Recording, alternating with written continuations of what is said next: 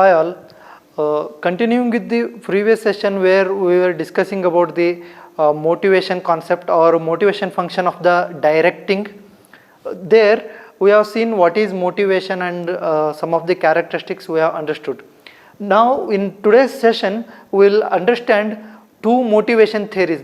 Though there are many motivation theories proposed by many authors, we are going to study two important motivation theories. One is Maslow's need hierarchy theory and the second one is Herzberg's two-factor theory. So let us first go through Maslow's need hierarchy theory. In Maslow's need hierarchy theory, he explains the motivators or the things which motivates people are the needs one has. The needs one come across, they are the triggering points or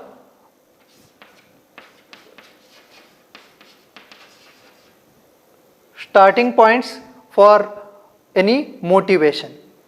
So every person will be having variety of needs. The unsatisfied needs are the one which triggers to feel something that I have to do some work or some job so as to get the benefits out of it, and needs are satisfied. In that way, Maslow proposes a theory where he says that needs are arranged in a hierarchy. Needs are arranged in a hierarchy and it goes from lowest level to highest level in the form of a ladder. At the lowest level, Maslow lists out the first needs as physiological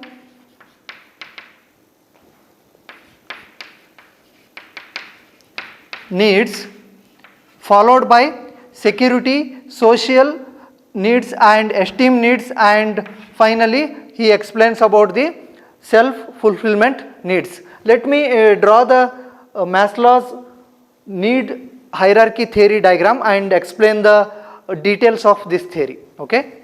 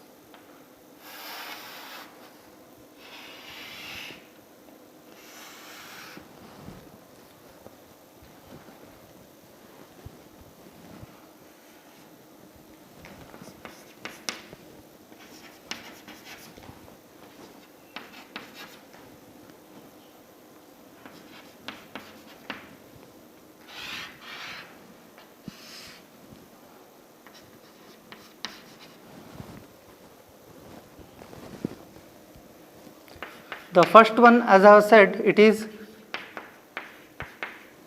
physiological needs. Second one is security needs.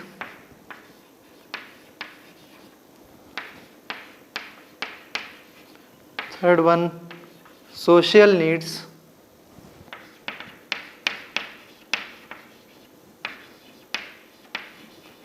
Esteem needs, and then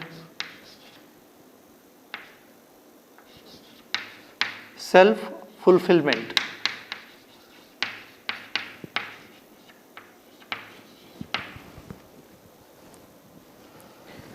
And this figure is called as order of priority of needs. Priority of human needs, you can say. So as you can see, the order is from first physiological needs up to self-fulfillment needs, and these are the very basic needs, you can say. the very first need is a basic need, and then go on increasing or going through the different steps. You can see that the hierarchy is followed. That means once human is satisfied with physiological needs, he will go for security needs. If these are satisfied, then social needs, and then esteem needs and self-fulfillment needs. So let me say what is this physiological needs. Physiological needs are the one which arise out of the physiology of life, that is the essentials of life. What are the essentials of life? They are food, air and water. These are the very basic elements which we need to possess, right? That's why these are the needs which needs to be satisfied so as to go for the next level of needs which motivates him. So the security needs. What are the security needs? Security needs are the needs for having two types of secured life. In one way, economically secure,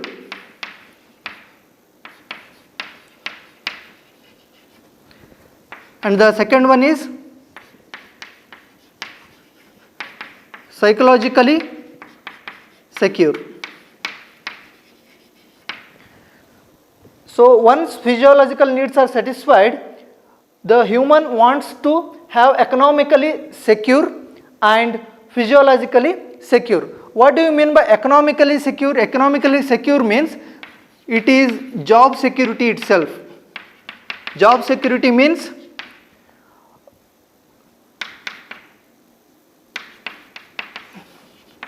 avoidance of unexpected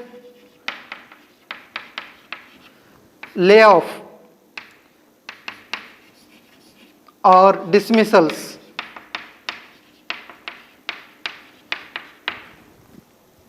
That is economically secure. If these job security is there and there is protection against unexpected layoff or dismissals, then person can be said as economically secure and his security needs are satisfied. And psychologically secure means it is man's confidence. It is man's confidence in facing the problems which might occur in the future. Once these needs are satisfied, the next level of needs we have is social needs. Social needs are the one which relates the person to the society. That means he actually wants to associate with people.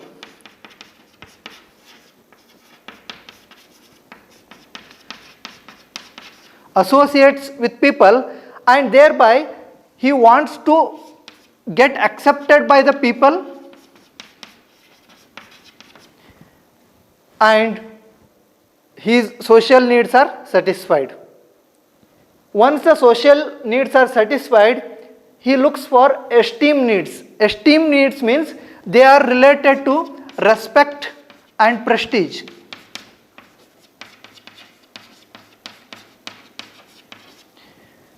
Sometimes the esteem needs are also related to dominance needs. In esteem needs, we can come across again two types of needs, which is the self-esteem needs and esteem from others. Self-esteem needs are the one where the person wants to feel worthy for himself, and when it comes to esteem from others, he wants others to feel about himself that he is worthy. If those needs are satisfied, he will be happy and he will move on to the next level, which is self-fulfillment needs. These needs relates a person to challenges. Challenges in the sense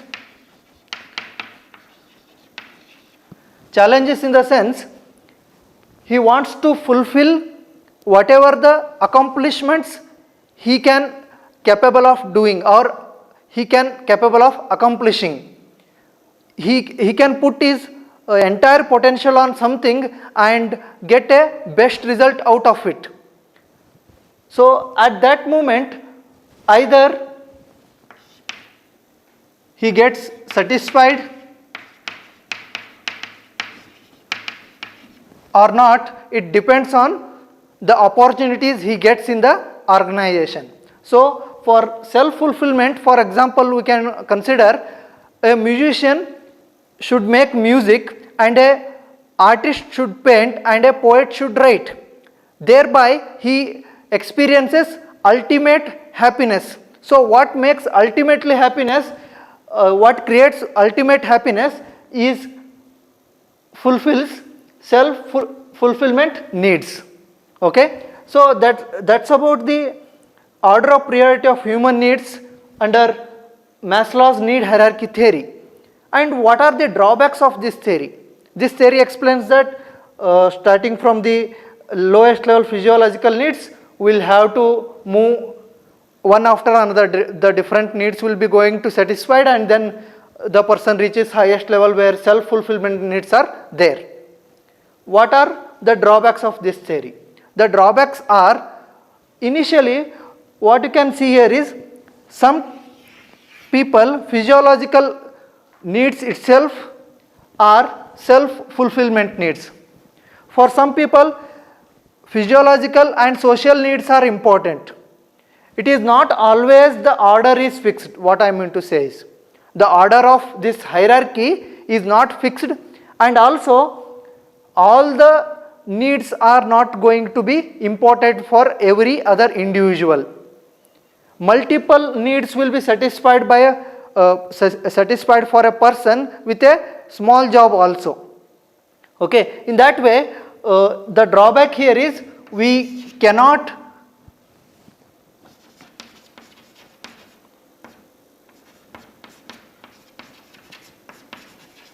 say that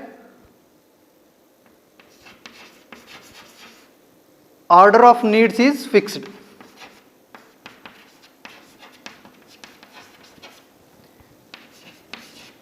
Second one, there might be multiple needs going to be satisfied at a time, at a given time. According to this, they will be satisfied one after another. So that is the another limitation what we have in the Maslow's hierarchy theory, need hierarchy theory.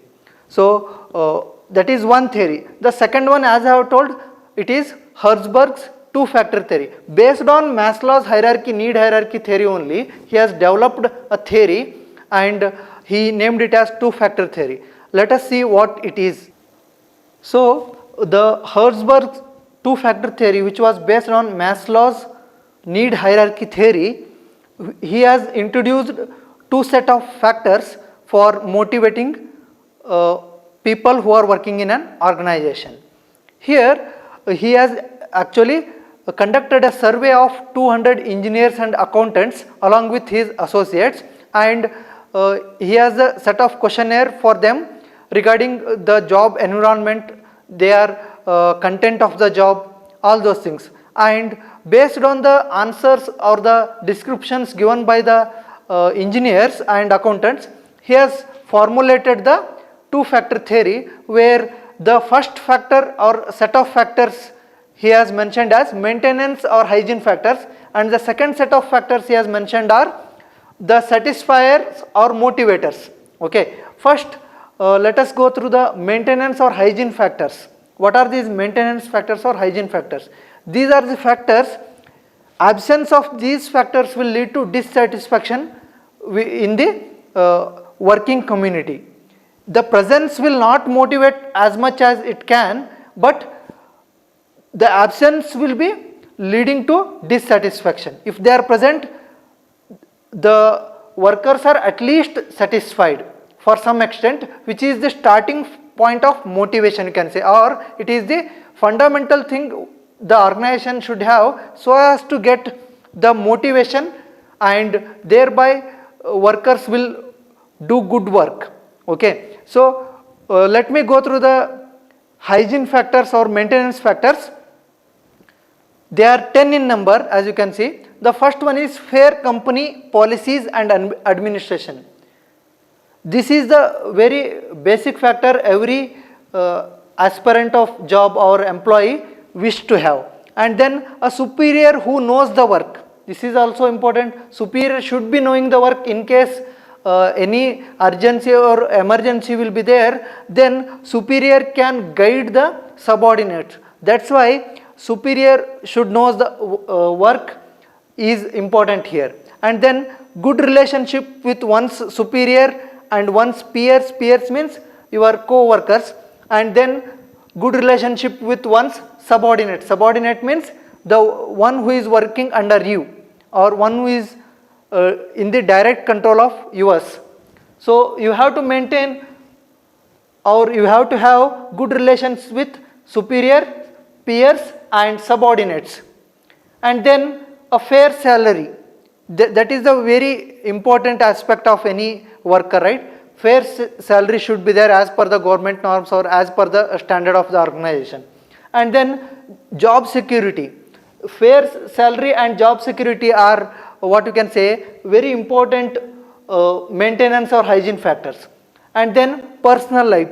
There should be a good personal life for an worker or an employee. And then good working conditions. That is the surrounding environment of the organization or the immediate environment where the employee resides or his office environment conditions should be good. And then status. Status is what? Status is the priority of a person in a group. Priority or ranking you can say. Ranking of a person or individual in a group. So there should be a priority for him or her for the particular position they are in. That is what makes them satisfied. Okay, it is not going to motivate, but these are the basic things any employee wants. That is what Herzberg called as maintenance or hygiene factors. Next, as I have indicated, they are not going to highly motivate the employees. He comes up with other factors which are going to serve as highly motivators or satisfiers for the employees, and he named it as the motivators,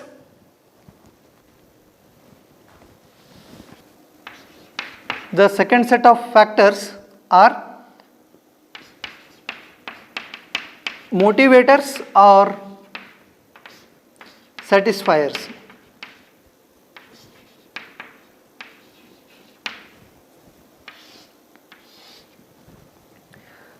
These factors are intended to have a large impact or going to highly motivate the employees as studied by the Herzberg. What is the first motivation factor for them? First one is opportunity to accomplish something significant.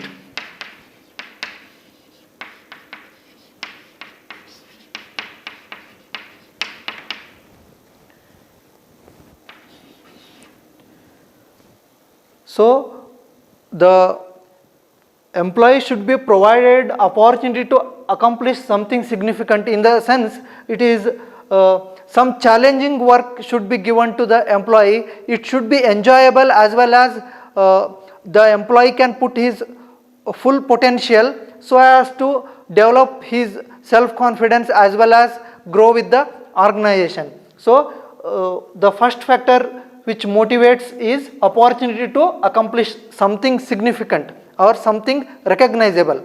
And then recognition for significant accomplishments.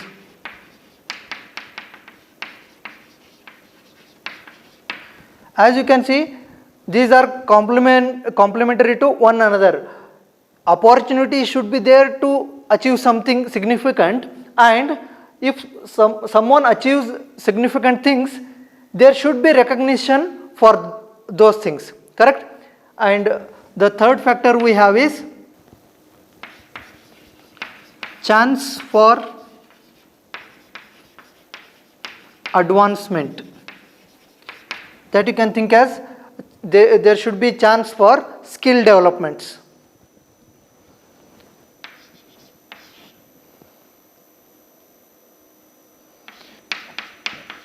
Fourth one is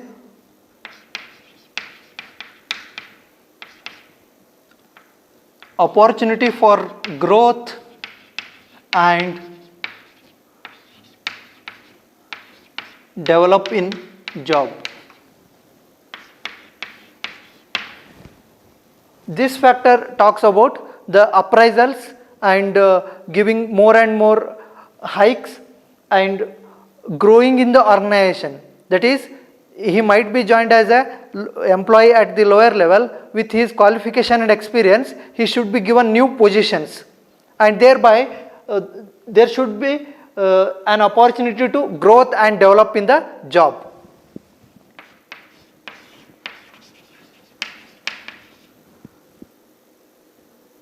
The next one is the fifth one, chance for increased responsibility.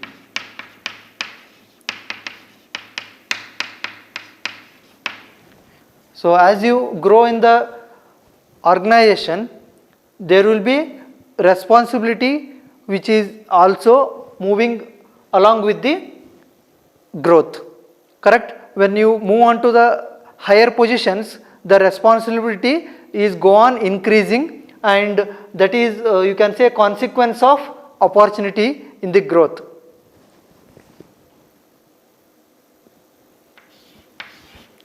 And the last factor, the job itself.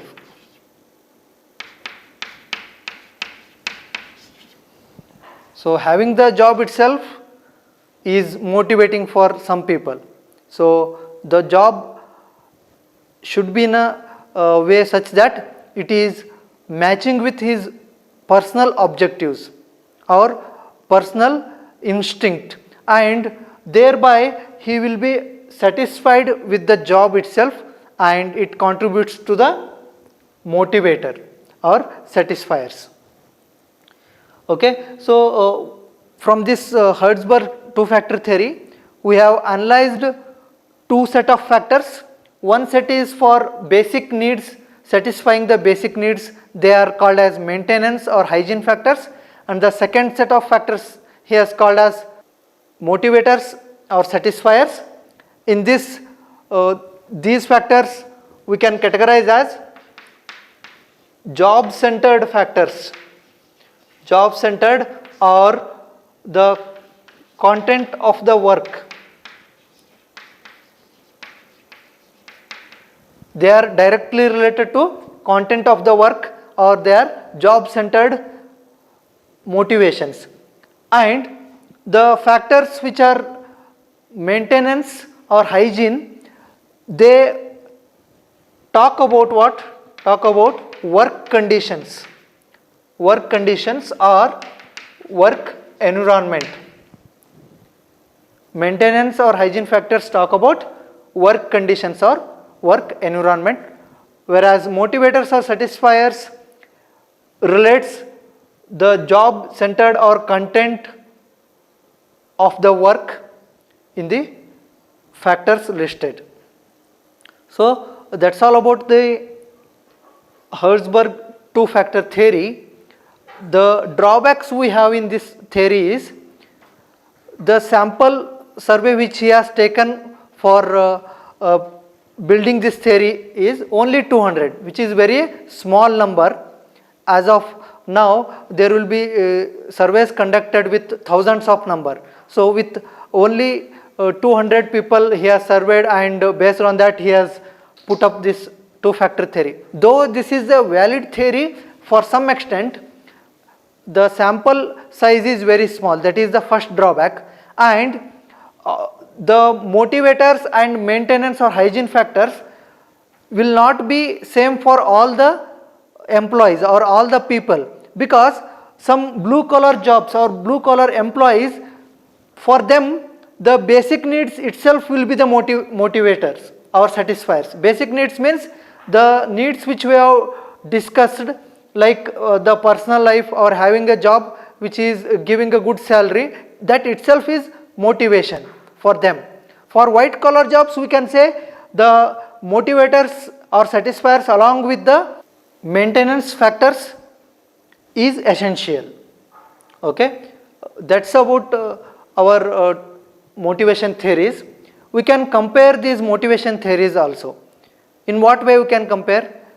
The Maslow's need hierarchy theory and Herzberg theory are complementary to each other in a way where the maintenance factors include the physiological needs, security needs, social needs and part of esteem needs, whereas motivators include or satisfy the part of esteem needs and self-fulfillment needs. So in that way the motivation theories are related to one another. Okay, this is about the motivation function of the direction or directing. The second part of this we have is, that is leading. As we have seen in directing, two functions are there, giving orders and motivation and leading. So now let us go through the leading aspect of the direction function. Coming to leadership, we have different definitions from different authors. I have considered here Keith Davis. According to him, what is leadership? The leadership is the ability to persuade others to seek defined objectives enthusiastically. Persuade others means influence others. The leader is the one who influences others to work or accomplish some objectives with highest enthusiasm. Okay, and we are going to understand the meaning of leadership by understanding the differences between a leader and a manager. Who is a leader? A leader is the person who emerges. Leader is a person who emerges out of different situations or the consequences which he come across. Based on that, he emerges. But who is a manager? Manager is a person who has been put. Manager is a person who is put into his position by appointment, correct?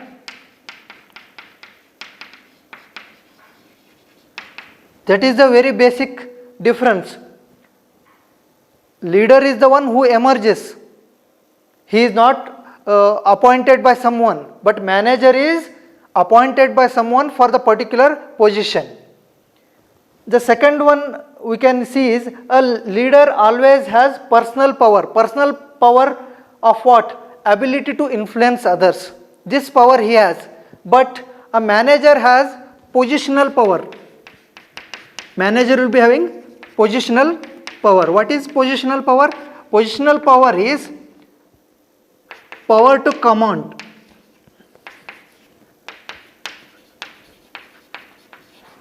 Power to command or issue the orders. He has that power. When it comes to there is mutuality of objectives between leader and followers. Leader and his followers. Manager will be having subordinates, but leader will be having followers. And there is mutuality of objectives. That is, objectives of leader and followers are going to be in matching. But when it comes to manager and subordinates, always there is clash of objectives.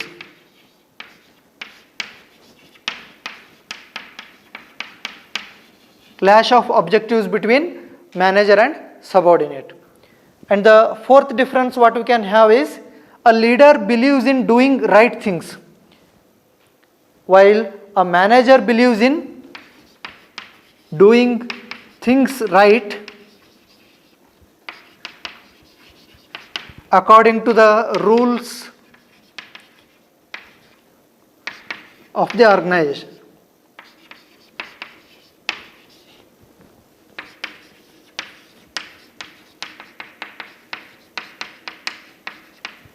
That is the difference. So based on this, these differences between leader and manager, we can understand who can be a leader and who is going to be a manager. And it is possible that if some of the qualities manager possesses, then he can also become a leader. He can also become a leader. That is why we are studying the leadership. A manager should become leader in such a way that he take all his subordinates as followers who can enthusiastically follow the orders which have been given by the manager. Okay, that's about the leadership and its meaning. In the next session, we are going to understand the characteristics of leadership, and then we will move on to the communication concept of management. Thank you.